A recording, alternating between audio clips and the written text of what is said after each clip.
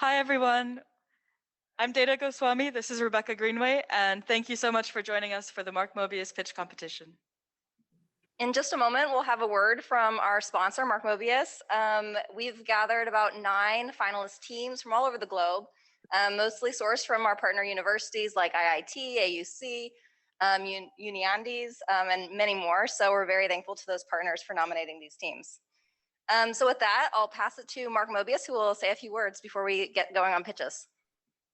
Thanks, Rebecca. First of all, I want to thank you and your team for putting this all together. I know it's been a lot of work and you've done a terrific job. I just want to say to all of the contestants that, yes, there'll be one announced winner, but I think all of you will be winners in the sense that by looking at what other people are doing from various parts of the world, you learn a lot. And I hope this will be an ongoing relationship.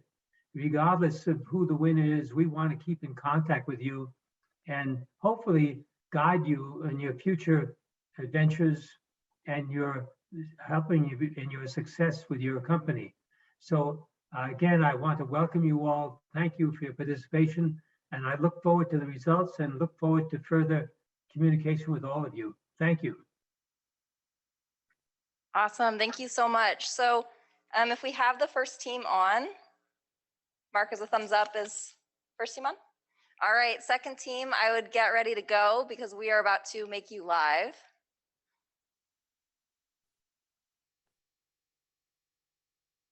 Mark, if we could hang out 2 more slides and we will come back to Misto if we can and have time. Awesome, so this is our team from Nigeria. We're excited to welcome the team from Lagos Business School. This is a returning submission, so their university was very proud of this team and submitted them again. We're excited to hear their pitches. So get ready, team. We're about to make you live. You have 5 minutes from the time Mark promotes you to speaker. Thanks so much.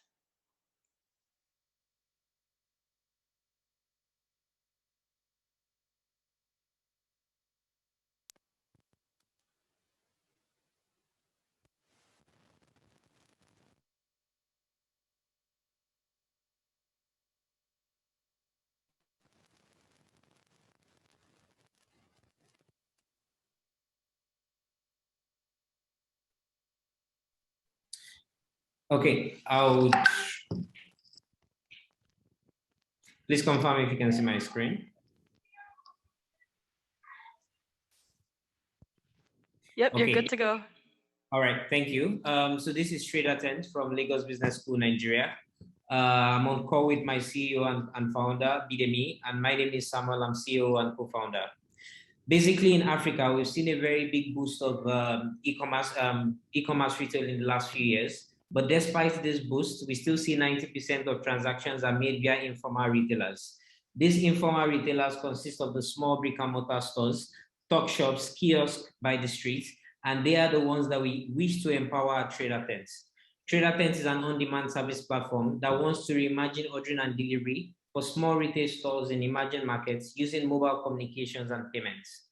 Our vision is to re-engineer the essential goods markets using data-driven technologies and the state-of-the-art supply chains. What exactly is the problem? In viewing the problem, we view it through the supply chain framework that consists of the manufacturer and the retailer. On the manufacturer end, the manufacturer does not have controls of the price that gets to the small retailers. There's complexity when it comes to the route to markets. There's limited insights on data of the retailers, and there's poor consumer insights. On the retailer end, they have limited access to finance, cash handling, lost business opportunities every time they have to log their shops to go to the market, and they have poor inventory management practices.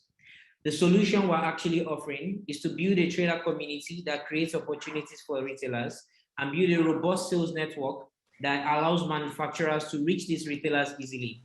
We're setting up a multi-channel for order placements via mobile app, phone call, and SMS. And we're also doing like smart forecasting to drive optimized inventory and less stockouts for retailers. On the manufacturer end, we're building a real-time demand monitoring for manufacturers where they have full visibility of what is actually fast moving, what products they need to actually stock up more for the retailers. And we're using tech-driven solutions to battle counterfeit products in the entire supply chain. In terms of the business opportunity, there's a very high population density, 1.2 billion Africans. minimal tech adoption by the current players, and there's a huge addressable market for us to actually address over 1 million micro retailers in Africa wide. Cracking the B2B informal market in Africa, we want to actually build key relationships with manufacturers and distributors, would manage the supply, would create the demand using a very robust sales network, would ensure success by ensuring timely deliveries within 24 hours to all our retailers, and would drive very good engagement and retention with all our micro retailers. On the competition graphic bar, we see key guys that have actually launched this in Africa. Retailer is actually backed by industry data. Better stores actually have they've actually done some seed funding and they have a team with good e-commerce background. Twiga has actually validated their model in East Africa and planning to scale across other countries. On our go-to-market strategy, 3 key levers that we want to drive. One is on the trader community, where we plan to strengthen community to 2,000 plus traders, roll out and digitize learning for upskilling these micro retailers, and give them secondary benefits like insurance, healthcare, that actually allows them worry less about these key things that they need to keep moving and focus on building their business. Second is on our tech logistics and distribution. We plan to launch our 3PL dark store model. We're wrapping up the technology on that, and we've secured partnership with key 3PLs that are ready to launch our dark store, intensify our process efficiencies via technology, and explore opportunities that we can drive using blockchain. Thirdly, we want to use payments and microcredit financing for the retailers, help them build their credit profiles because these guys don't have access to get loans from banks. We want to help them build credit profiles so they can actually access credits to restock their shop, help them structure their credit recovery system, help them to save, and launch agent banking through these traders as well. In terms of our products, we have 3 key channels. One is our hub management tool that drives the entire supply chain. We built a sales agent app, which is used for acquisition and engagement with each and every one of our traders. And thirdly, we're building a merchant portal that allows them to manage their full business as a point of sale. They review their inventory, they can restock their shop, and they can also manage a mobile wallet using the merchant portal. Our current revenue stream is actually a low margin, high volume model, which includes a margin on each product sold and rebates from manufacturers. Projected revenue streams that we actually plan to get in the future is running a subscription fee-based model for retailers using our tech tools, interest on microcredit loans to retailers, and 3PL franchising purchase towards scale. In terms of our team, we have Abidemi, who is on call, is our CEO, myself as CEO, and we have Shegun Babale, who is actually driving our partnerships. Thank you.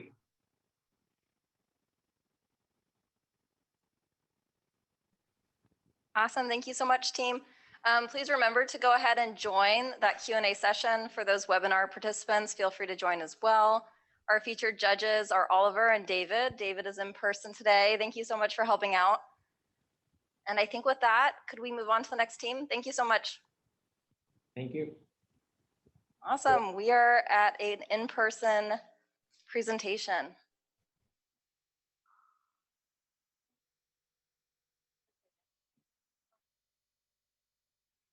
Is the Cornell team?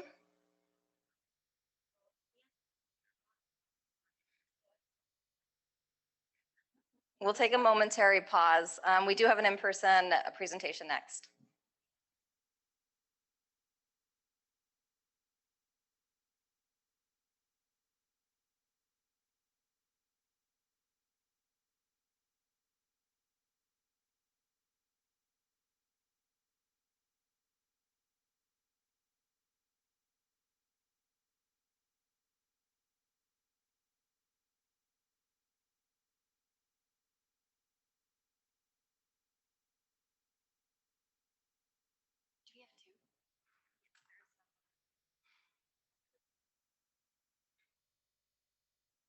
This one?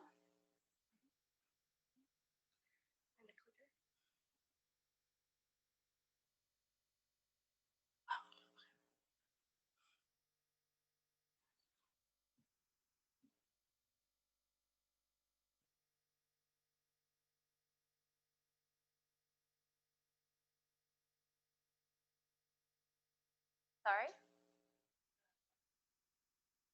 I mean, yeah, the slideshow we sent.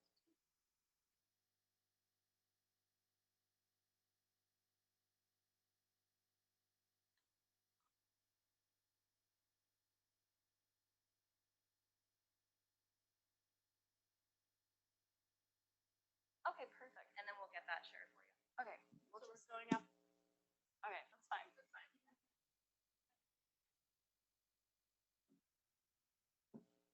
Alrighty, we are gonna go back to Misto Chocolates and we'll come back to this Cornell team afterwards. Thanks.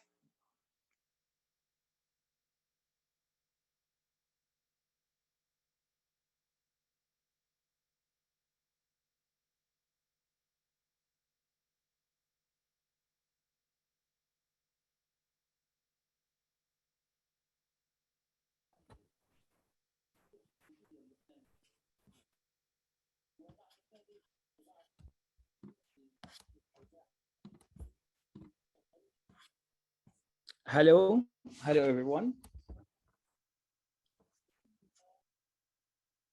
Great. To start presenting now? Yes. Great. So we are Mr. Chocolate and we are selling chocolate jewelries that touch your feelings. Let's go through the journey of the starting what Mr. Chocolate and the why Mr. Chocolate is going to be the thing that we're thinking about. After COVID-19, lots of people in Jordan lost their jobs, and I think around the globe. I find it as an opportunity to think of something unique, unleash, and unleashing my chocolate knowledge. It is part of our business family. But on the other side, I think of people. People are really looking for something unique and new to present their beloved ones. And on the other side, people looking for new skills to use and increase their income by having this skill. And if we think over more, we will consider the companies. Companies are always looking for something unique and to use for marketing and ability for more customization. That's why we start Mr. Chocolate. So what we achieved and the goals that I'm thinking about. We are right now presenting high-end artistic chocolate, and which is in progress, which is the thing that we are going and doing these days.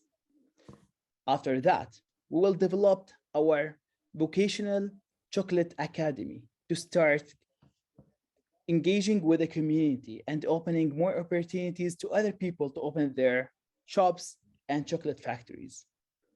After that, to start our official chocolate factory. This is the reason that we start on thinking about of unleashing our chocolate factory to start maybe ending the demand that happens to the chocolate itself. So let's go back to the whys.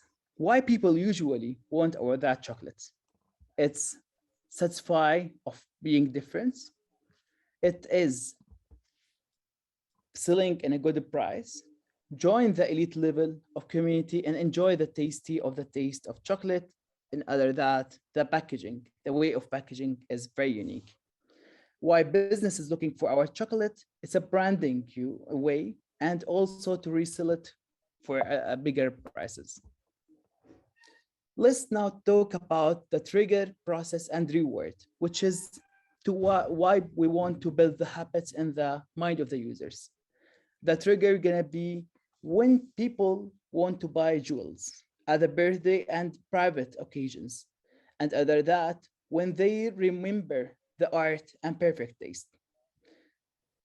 The people gonna be buy the chocolate and enjoy the process. The process gonna be that elegant packaging, beautiful chocolate look, and tasty and special flavors inside it. And if the still and at the end of the story, gonna be two beautiful rewards. The first one, the luxury and artistic look that they are looking for, and the reward, which is the 10% discount of upcoming packaging refilling, which is to match the need of the businesses and maybe for the earth thing. Okay, let's talk about the process. We are right now in predefined chocolate, which is the first stage of our development process. After that, we start doing the customized order, which is customize the package, the type, and everything in between. For the B2B, we have the events, small packaging, and big orders, which is we start doing it and start calling with that.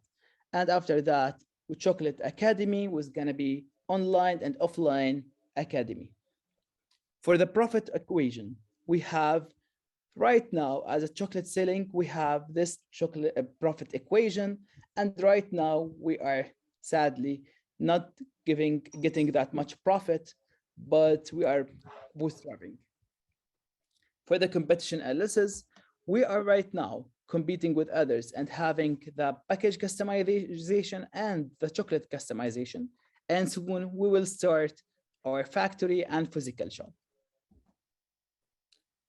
How we maybe match with 16 development goals, we are support climate change by offering awareness about earth and recycling by giving 10% discount for refilling. We are support communities and economic growth.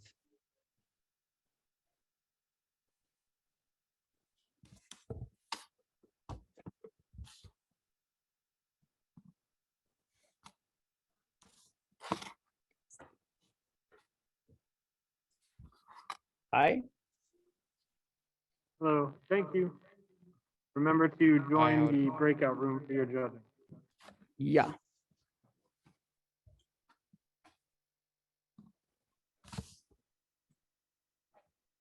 Awesome. Thank you so much, Misto. Make sure, oh, yes, applause. Thank you so much. Apologies for some of the technical difficulties, but please feel free to join that Q&A Zoom code now, and we'll go to our Cornell team as soon as they're ready.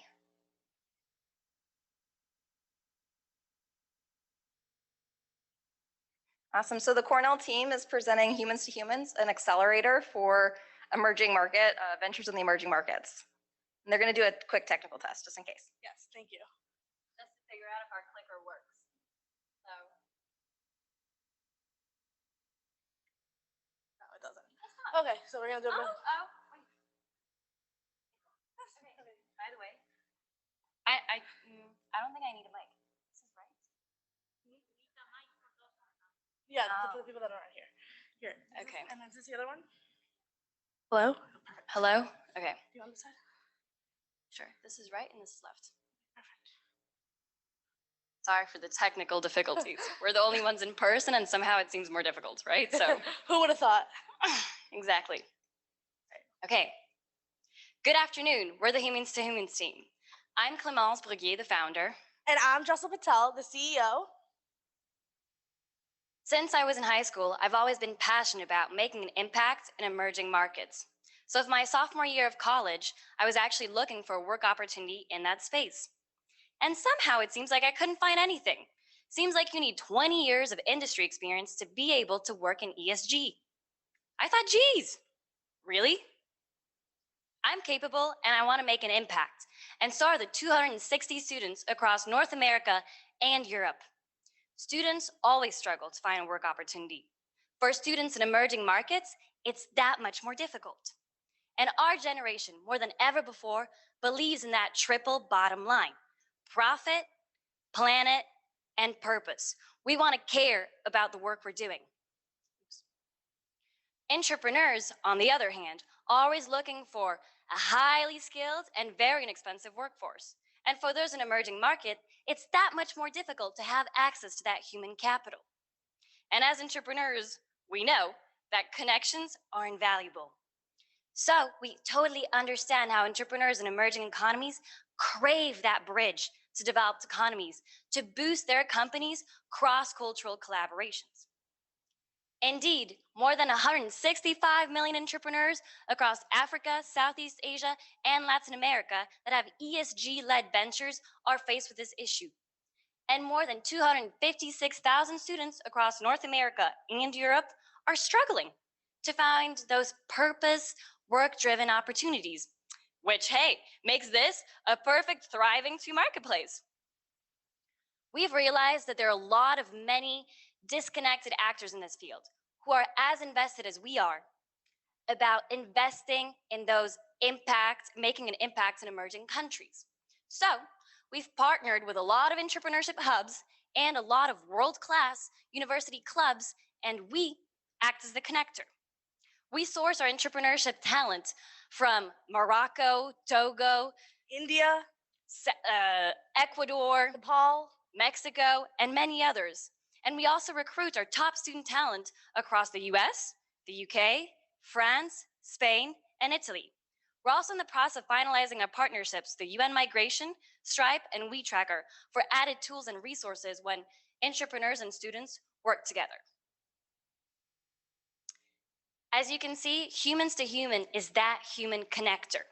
And in one sentence, we connect university students from the top institutions across North America and Europe to entrepreneurs in emerging economies that have high growth and sustainable ventures. By combining both parties, we're able to completely transform those entrepreneurs' venture to the next level. We have achieved exponential growth with 2 prototypes and 1 highly successful product. We make a true impact from Western economies to emerging markets by concretely tackling that development gap. any student or entrepreneur is eligible to join our program because it is completely virtual.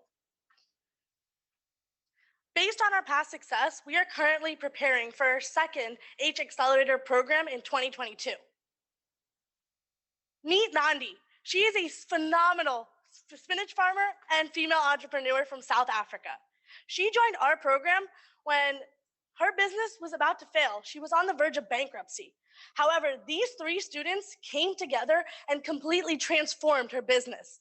From launching a website to an extensive marketing campaign, they were able to completely come about regional and international visibility for the business. So much so that the White House of the United States, by the way, reached out to her to speak at an event. This is all true story. Within the last 2 years, we've worked with 28 companies and are actively sourcing new ones. We've helped completely transform those companies. In terms of our business plan, we do not charge students to intern. However, we charge entrepreneurs a nominal program participation fee. We also receive purpose-driven donations from third parties such as corporate companies to boost their ESG initiatives. As we've heard a lot of previously today. Since 2019, we have been at the forefront of ESG-driven ventures in emerging markets. And are creating a global ecosystem around that. As you can see, clearly since April of 2019, we have not stopped building on our momentum.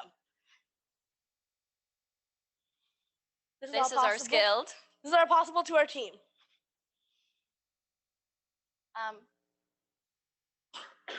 Thank you for your time.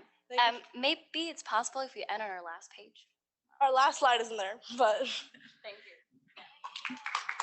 Thank you, H2H team. Thank you for your time.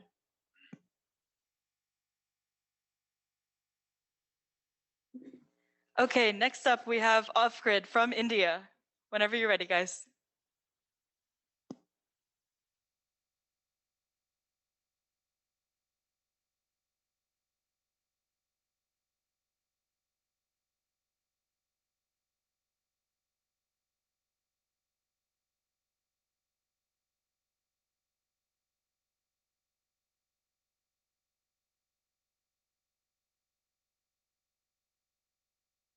If Off-Grid are not here, we can move to the next team. Oh, they're here? Okay. Yeah. Hey, hello everyone. Just sharing my screen. Let me know when it's visible. Yep, we can see it. Okay. Great. Hi, I'm Tejas, co-founder and CEO at Off-Grid. I'm here with Brendan, who is the CTO of the company. Basically, Off-Grid is a deep science IP-led company building efficient and sustainable battery technologies. Now, we focus on 3 key aspects of AD technology. First is chemistry, then materials, and design. Now, we are using sustainable and abundantly available materials to build our batteries. Now, our business model is to basically license, create IP and license it to either system integrators or battery manufacturers coming forward. Now, batteries have gained a serious traction because of energy transition happening all around us. And we are aware of this because of course, the favorite lithium-ion battery. And lithium is an efficient chemistry. It's a good chemistry, but it has certain limitations, especially in thermal regulation, in life, in fast charging, and of course, in sustainability. Now we realize that zinc can actually overcome all of these limitations. And zinc has already been commercialized by many US and European companies. But those technologies are not as efficient as lithium. Therefore, we built zinc gel battery. Zinc gel is actually as efficient as lithium-ion battery. The most interesting part is that fast charging is not bad for the life or performance of our battery. Now, this battery is thermal stable. What it means by that is it saves huge operational cost in maintaining temperature of any battery or energy storage system. And since we have been using all the raw materials that are available across the globe and are sustainable in nature, the cost of this battery is going to be much cheaper than that of any other battery on the market. So there are three key vectors where we have innovated and filed multiple IPs. First is, of course, the electrolyte. Our electrolyte is in liquid form, but it does not use any water or any other organic solvent. Second, we have designed our manufacturing steps in such a way that it saves a lot of energy and reduces the capital required to build its infrastructure. And third, we have designed this technology in such a way that we can actually tweak our chemistry to make different variants of zinc gel battery, targeting different applications. As you can see, we can target multiple applications with different variants of zinc gel battery, mostly in stationary domain. So these applications include mostly renewable energy storage, replacing DG sets. And there is one interesting pilot that we're doing with one of our partners, Shell, where these batteries are being used in EV chargers. So these batteries will be charged through solar energy, and this solar energy could be ultimately used to charge electric vehicles. This way, you can leverage solar energy, and solar energy is much cheaper than that of grid electricity. So we can create a huge impact on different fronts. First is, of course, the reducing the cost of renewable energy itself, because our batteries are efficient and has higher life. Second is reduce the carbon dioxide emission right from the manufacturing, because the process is really very efficient and does not require high infrastructure. We can actually democratize energy storage because the materials are available across the globe, unlike lithium, where only 6 countries in the world have most of the lithium reserve. And finally, this battery is non-flammable and non-toxic, thereby having a huge impact on the society. We have actually validated the chemistry as per global standard with our partners. We have established partnerships in manufacturing. We have partners in system integrators. We have partnered with some leading global energy companies like Shell, Tata Power, AVL in Austria, to have certain pilots on field in next coming months. And that leads to our next phase, where we are actually finalizing the manufacturing blueprint of this battery.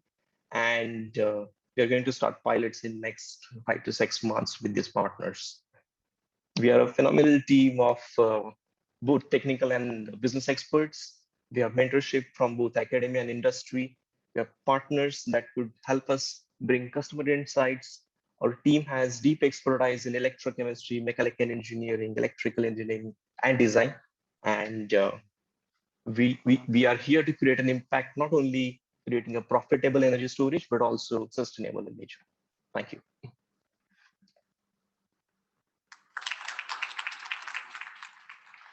Thank you so much, Team Off-Grid from IIT Kanpur.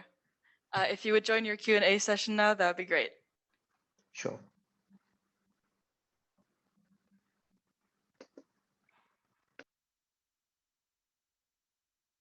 Okay, so it looks like we are ready to welcome our next team.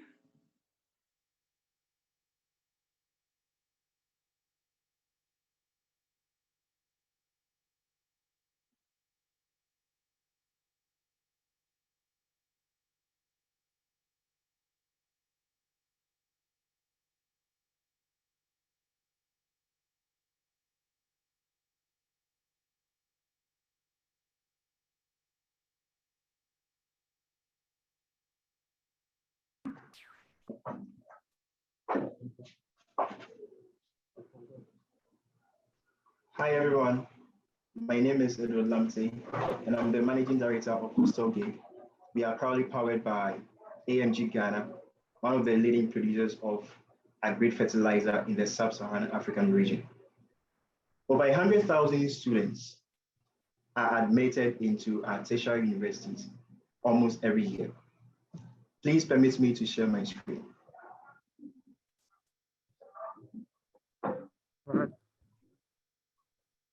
Thank you very much.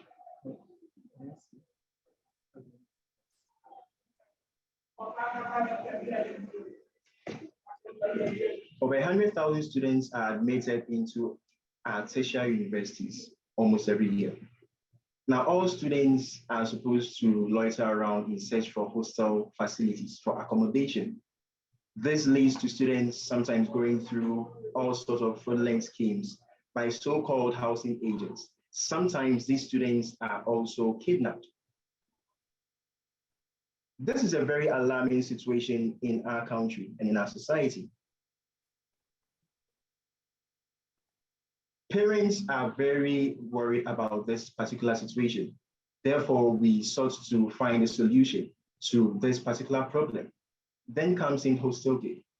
Now, we are a centralized web platform and we seek to provide hostel search and booking very remote and easier for these students. In addition, we also provide online presence for hostel properties in Ghana.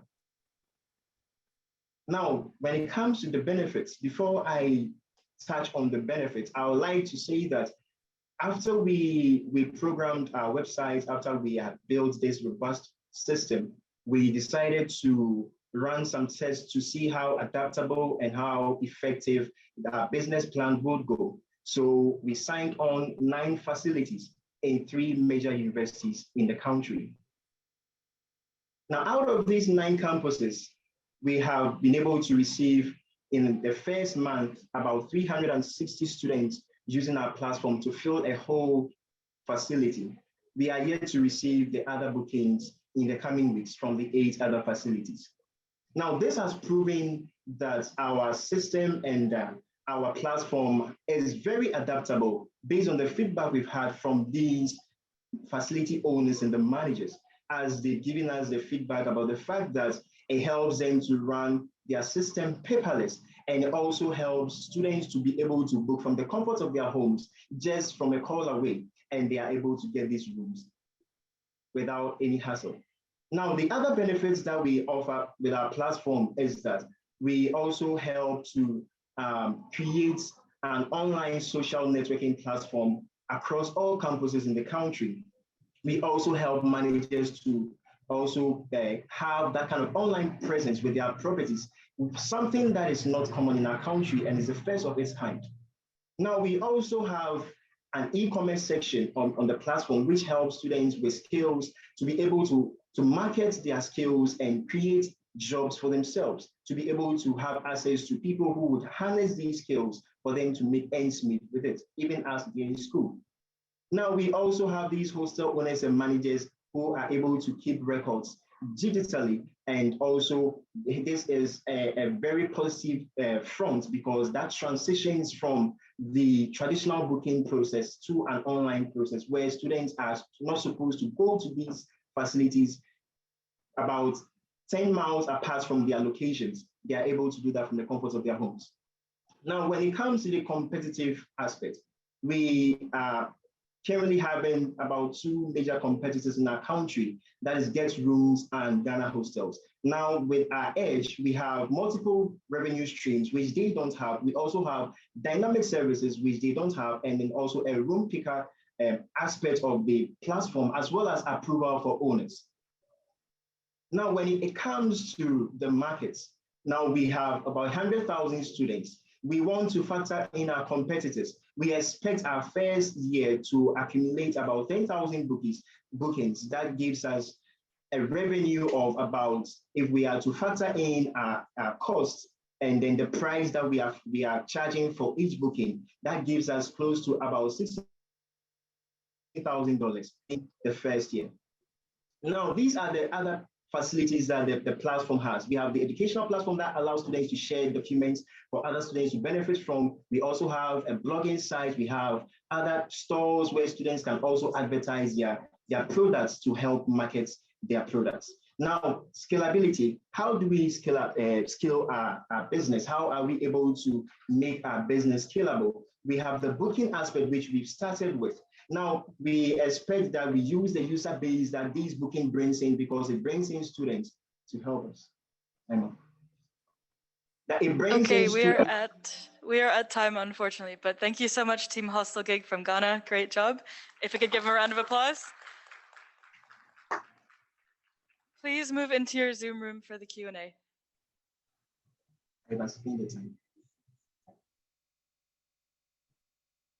And we are ready for the next team.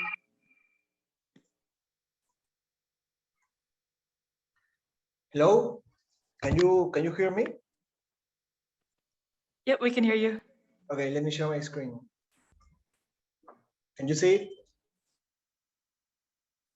Yep, you're good to go. Okay, nice. Hello, my name is Arturo Marin. I'm a coffee farmer and I am founder of Don Salazar.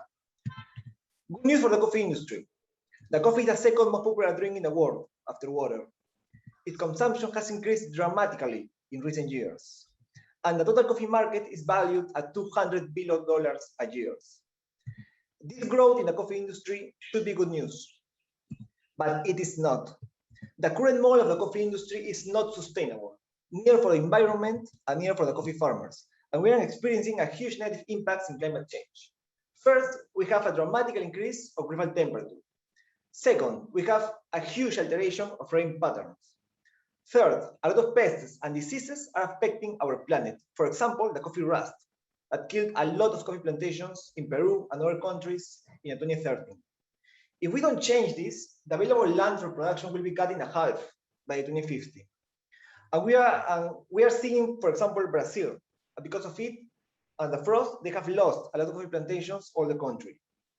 These negative effects are exacerbated by the coffee consumption, by the increase in coffee consumption, because to supply this incrementation, people seek to maximize production regardless of negative effects on planets. To achieve this, they are deforesting and they are using a lot of agrochemicals that wear down lands. Finally, we are affecting more than 25 million of small coffee farmers in all the planet. And we are suffering this in Peru. Because of it, we are living one of the worst coffee crises in all the history of Peru. This is an endless cycle of destruction. A greater demand needs a faster production. To generate this, we have a coffee production unconscious and destructive for the environment. All this is destroying all the available land for plantations, but the demand is still growing, and now we have less available land. So the farmers need to use more agrochemicals to produce more in less. Finally, we are destroying everything. How do we solve it? Making a perfect match between a sustainable production and a conscious solid demand. And that's why Don Salazar burns, to transform the coffee industry in all the planet. First, about sustainable production, we are organic coffee farmers and part of a cooperative of more than 200 family coffee farmers in Peru. Our farm is located in Villarrica, city that has been affected dramatically by terrorism in the 80s, but despite of it, is known for having one of the best coffees in all the world. We don't use agrochemicals or herbicides. We maintain trees. We make our own compost, and we use solar energy to processing the coffee. Doing this, we achieve a sustainable production. How do we have conscious solid demand? We innovate. We create a lot of innovations to facilitate the preparation of a good cup of coffee. We have, in a easier and a faster and in a sustainable way, we have created the kit of perfect coffee. We have created also the press to go, and all our innovations are reusable. For example, for making facial scrub or for making compost for your plants and garden. With this innovation, we are competing against some brands in the local market and international market, but we have a lot of advantages against them. Finally, we achieved the perfect match. About the market, the Peruvian coffee market is valued at $200 million. Don Salazar has now 0.26% of it. But if we compare the market of Peru against other markets, we are really small. So we have a really great field to grow. How are we now? Our sales are mainly done through a digital channel. That's why we have a really good web page and we have a lot of presence on social media. For example, in Instagram, we have more than 26,000 followers.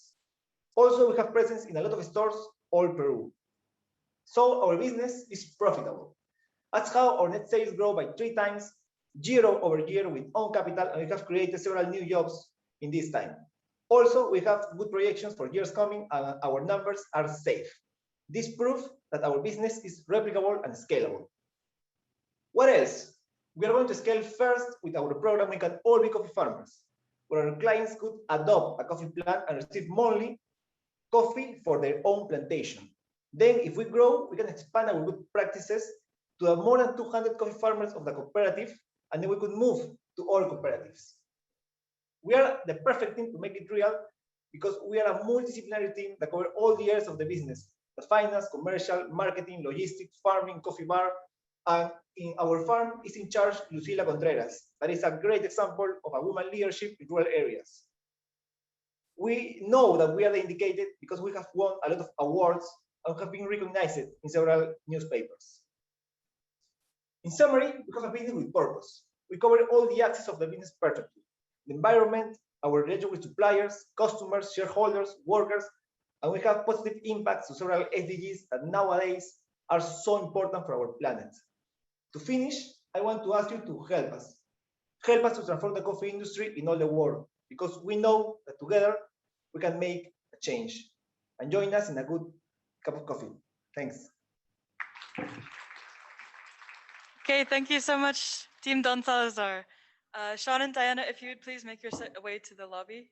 Rebecca is out there to do the Q&A with you guys. Okay. Okay, Thanks. and next up, we have our team from Egypt. Whenever you're ready.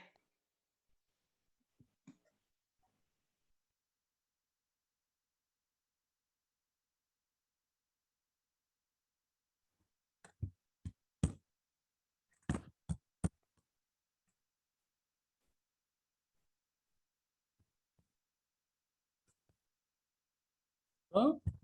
Can you hear me?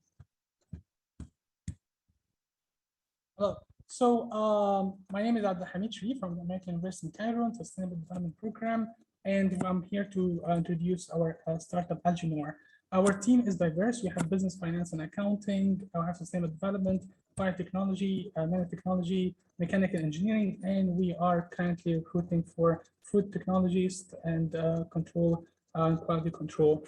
Our startup name coming from Noor, means light or illumination, and also in European languages it means famous wealth. And also it's similar in pronunciation to Agenor, the Phoenician king of Tyre, to allude to the marine and Mediterranean ecosystem. Okay, so why we're here? We're here to solve problems of the water, energy, food nexus. And we believe that by using algae that is tolerant to salinity, we could grow algae and grow products to solve the problem with food, pharma, and carbons, the problem with climate change, as we're going to see in the next slide. The problem in the Middle East, we have a huge shortage of fresh water. That's why Egypt, for example, by next year would have 19 desalination plants, and by 2050 we'll have 67 large plants. The problem is the discharge of desalination brine into the marine environment causes a lot of environmental degradation. And that's why our solution is to pair every desalination plant with an algae farm, because with each operating cycle, salinity would drop by 33%. And if you look at the climate change and environmental services, a small scale farm of just 20 acres sequesters more than 19,710 tons of CO2 per year. And we could see that that is valued as more than 1 million USD, since one ton of CO2 is valued as 51 USD as negative social environmental consequences. And also a 20-acre farm produces more than 100,000 gallons per year of biodiesel. And the protein extraction from algae farms has more production of protein per acre than soy production. And algae like Dinarella salina grow and thrive in a hypersaline environment and doesn't need fresh water and doesn't need usage of arable land. That is a schematic of our circular economy design. The water would come from the desalination plant, goes into the algae pond, and when the salinity is reduced, would go to an integrated marine aquaculture inland with seaweed beds, and then the water discharge with the fertilizer from fish waste would go to production of spirulina for extra protein production for fish feed. These are the products we're going to produce to reduce beta-carotene, lipases, glycerol, high protein meal for fish feed and human consumption supplements, agar, lambda, iota, and kappa, which goes into the dairy industry. And in the future, our future plan to produce biopolymers, a replacement of plastic from algae. And we did a market survey for validation. We contacted a company called BioViva, which imports those additives. And they confirmed that there are no local suppliers in Egypt or in the Arab part of the Middle East, and they rely on imports. And they said that if we manage to produce at the quality and quantities they want, they would be happy to switch to supply from us. The current secured funding is around 5,579 USD. And in case we win today, the award would go towards the pilot project in El Mogra Desert Reclamation Project. And this is the budget for the minimum viable product in El Mogra. It's around 5,733. And that is the budget for the commercial scale. That's around 356,000 USD. And that is the profit profile. We will have a payback period of 3.6 years and return on initial investment first year 24.7%. After tax, it will be 18.57%.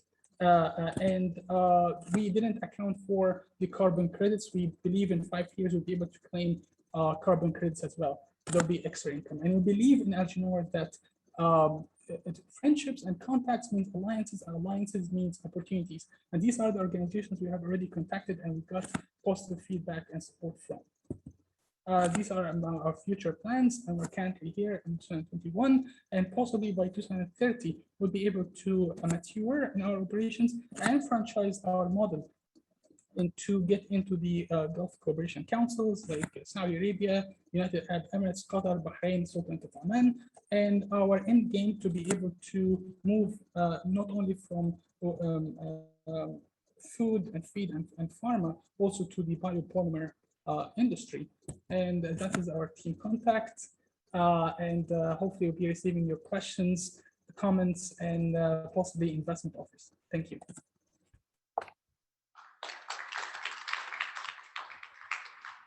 Thank you so much, Team Alginor. It looks like they are moving into their Zoom room. So we're ready for the next team.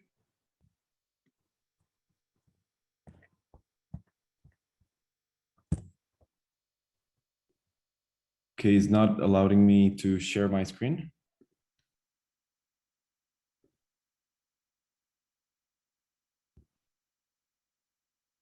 Okay, hello everybody. My name is Simon, second-year student at Los Andes University and strategic director of Wallo ID, a digital identity that makes your life easier. So I want to start with a quick story that happened to me a few months ago while I was going to the gym with a friend, and we both had limited time. So we decided to pre-warm up and also schedule our agenda so that we both could go to the same place. Now, however, when we got there, we run into a 15-minute process where we had to give all our personal data just to get in. And this completely ruined our experience.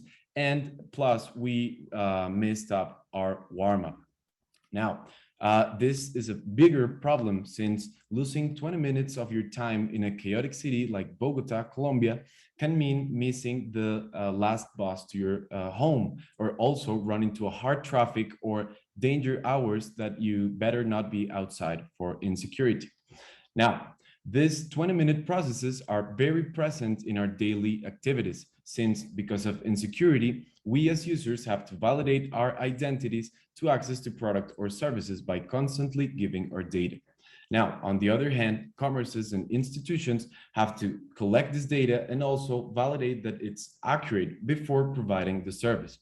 The problem here is that this data collection and validation process are normally slow and uncomfortable for users.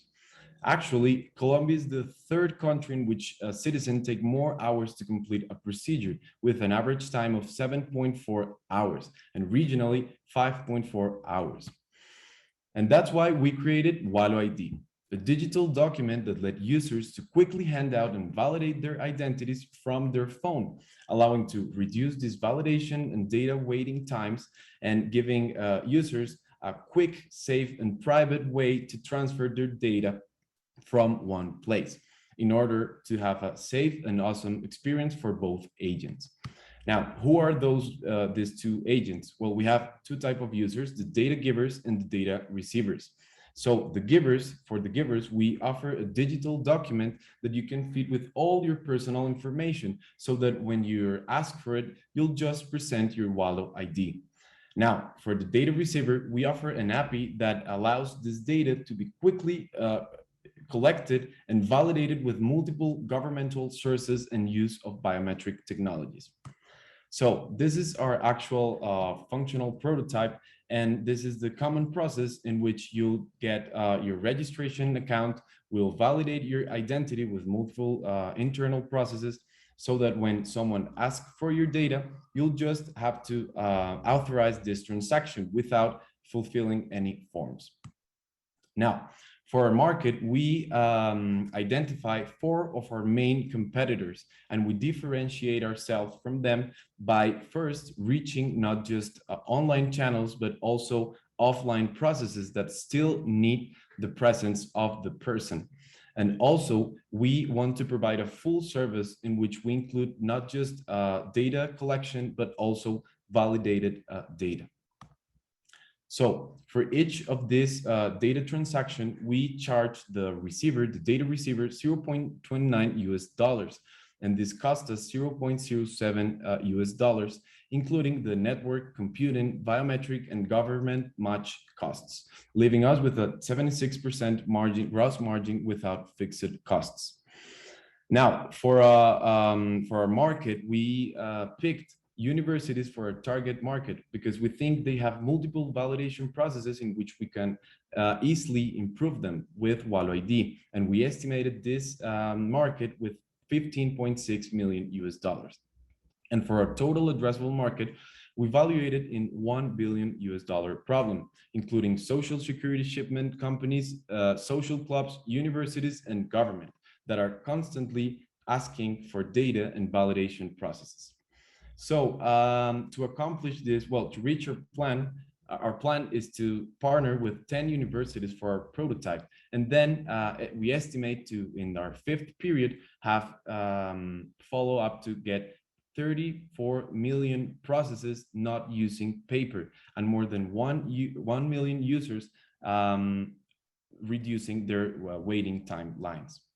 Now, to achieve this, we built the best team possible, including Luis Carlos as the creative director and Samuel, the tech guy, which have multiple cases of success and experience on the tech field, and myself, Simon, the strategic director. Thank you so much. Thank you so much, Team Wallo ID from Colombia. If you would please move into your Q&A breakout room.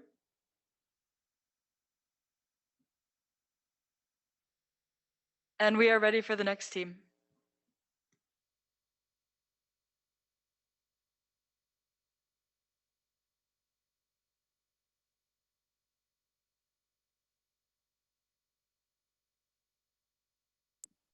Can you guys see and hear me all right? Yep, you're good. Okay. Hello, everyone. My name is Yusuf Hanna. I'm the founder and CEO of Capra Aquafeed, which is fish feed from a sustainable future inspired by ancient Egyptian belief in renewal and regeneration. So the Egyptian fish farming industry has grown tremendously in the past decade to the point it's one of the biggest in the world now. But the local fish feed production industry has not grown as fast. And there's been a long-term trend of increasing fish feed prices. In fact, it's increased 4 times in the past 7 years alone. And as a result, fish feed price and quality are the most significant factors holding back the fish farming industry, according to multiple studies. And this is very problematic for the farmers because fish feed makes up 75 to 95% of their operating costs. There's also environmental problems associated with the current status quo. The fish feed we use is not sustainable for two reasons. First, because it's made out of two things, fish meal and soybean. The fish meal actually contributes significantly to wild fish stock depletion because we're taking fish out of the oceans to feed to the fish we're farming on land. And we also use soybean in our fish feed, which contributes heavily to deforestation and is very resource intensive in its production. Separately, Egypt has an organic waste mismanagement problem. We produce 11.2 million tons of organic waste every year, and most of that goes unrecycled and or uncollected because informal waste collectors do not have a financial incentive to collect the waste. So they dump it in the Nile River or they leave it in the cities to rot, which releases a lot of toxic methane and has health implications. The solution to these problems is to take the organic waste I just mentioned, feed it to insects, create fish feed, and then feed it to our farmed fish, creating a safe, circular, and sustainable food production system. This is our business model. We're going to be collecting organic waste, we're going to be processing it, and then we feed it to black soldier fly larvae, and then we harvest this larva, we dry it, grind it, and pelletize it, and then deliver it to our customers as safe and sustainable fish feed. We also produce biogas and electricity from biogas through our business model, and we produce organic compost, which is an additional revenue stream for us. This is why our product is superior to what's currently on the market, and for each advantage, you can see a sustainable development goal impact on the far right. Most importantly, to the farmer, our product is 30 to 50% cheaper and healthier than what's currently healthier for fish than what's currently on the market. We can also ensure a reliable and steady supply through contractual deals with our farmers, which we know they really care about, and our competitors cannot because they depend on imported raw materials.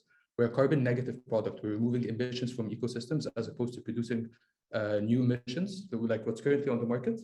And we use waste as an input, and we do not use any virgin raw materials from the oceans or from land, which allows these natural ecosystems a chance to recover from previous human activity. The market in Egypt as a whole for fish feed is worth $3.2 billion. And we expect to be able to capture $29 million of that 4 years from launch if we have 6 production sites operating at full capacity.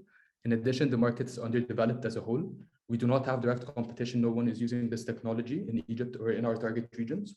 And the high quality feed market is dominated by international players who are unwilling and unable to adapt to local resources and demands like we are. The fish feed market in the Middle East and Africa is worth $11.58 billion. And we intend to expand first to Kenya and Ghana in our first phase, and then to the countries in light green in our second phase that you see on the screen there. We also intend to expand into livestock feed, which is worth $30 billion in the Middle East and Africa, because insect protein is a cheap and sustainable source of fat and protein for livestock feed. And both of these figures would dramatically increase our total addressable market as we expand. We attempt to achieve that through this growth strategy. Next year, we're going to be optimizing our product further and building firm foundations to expand from. By 2024, we will have built and operated 4 production sites in Egypt and entered into livestock feed. And then by 2026, we will have established ourselves in Egypt, Kenya, and Ghana, and entered phase 2 countries of our expansion as well. We expect to be making over $1 million in quarterly revenue by the end of our second year and be operating at a 51% gross profit margin if each site is operating at full capacity. We're looking for $250,000 seed investment, and the first $10,000 will be invested in factory design and ESG impact calculation, which will help us acquire sustainable financing and further venture financing. This is our team. I'm the founder and CEO. I'm from Cairo, Egypt, and I'm currently at London Business School. And Hisham Haggag is our aquaculture advisor, and he has extensive experience in fish farming and is an expert in the field. We also have sustainability experts, production experts, and financing experts on the team. And we're about to go on a journey to disrupt the food supply chain in the Middle East and Africa. And I invite you to be part of that journey. Sorry. And I invite you to be part of that journey. Thank you for listening. I look forward to hearing all of your questions. Thank you so much, Yusuf, and the Kepra team from LBS. If you would please move into your breakout room, that'd be great.